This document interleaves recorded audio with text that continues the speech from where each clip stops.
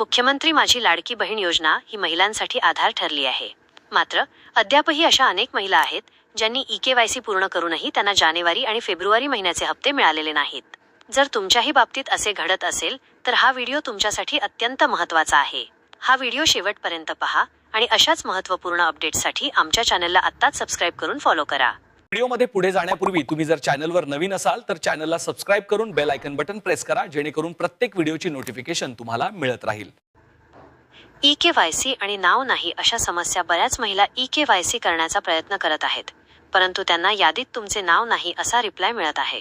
अशा वेळी घाबरून न जाता तुम्हाला काही तांत्रिक आणि कागदपत्रांच्या बाबी तपासाव्या लागतील. हप्ते न येण्यामागे किंवा नाव न दिसण्यामागे काही महत्त्वाची कारणे असू शकतात जी तुम्हाला कोणीही सांगणार नाही.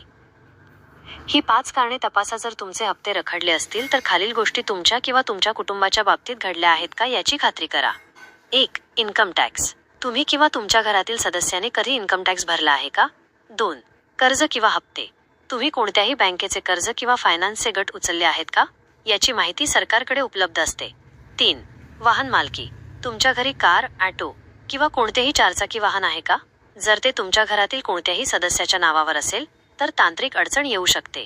4. ITR. तुमच्या घरातील कोणी इन्कम टॅक्स रिटर्न भरला आहे का? 5. फॉर्म 16. घरातील कोणी पगारदार व्यक्ती असून त्यांनी सॅलरी स्लिपवर फॉर्म नंबर 16 भरला आहे का? हे एकदा तपासा. उपाय काय? जर वर दिलेल्या सर्व गोष्टींपैकी तुम्ही किंवा तुमच्या कुटुंबाने काहीही केलेले नसेल, म्हणजे तुम्ही सर्व निकषांत बसत असाल आणि तरीही हप्ते मिळत नसतील तर तुम्ही गप्प बसू नका. अशा महिलांनी त्वरित आपल्या तालुक्यातील महिला व बाल विकास कार्यालयाशी संपर्क साधावा. तिथे तुमची तक्रार नोंदवा आणि योग्य ती कागदपत्रे दाखवून तुमचे नाव पुन्हा सक्रिय करून घ्या. ही माहिती अत्यंत महत्त्वाची आहे, त्यामुळे हा व्हिडिओ आपल्या मित्रमैत्रिणींना आणि नातेवाईकांना नक्की शेअर करा. अशाच सविस्तर माहितीसाठी पाहत रहा महाराष्ट्र 24 तास. चॅनलला सबस्क्राईब करायला विसरू नका. धन्यवाद.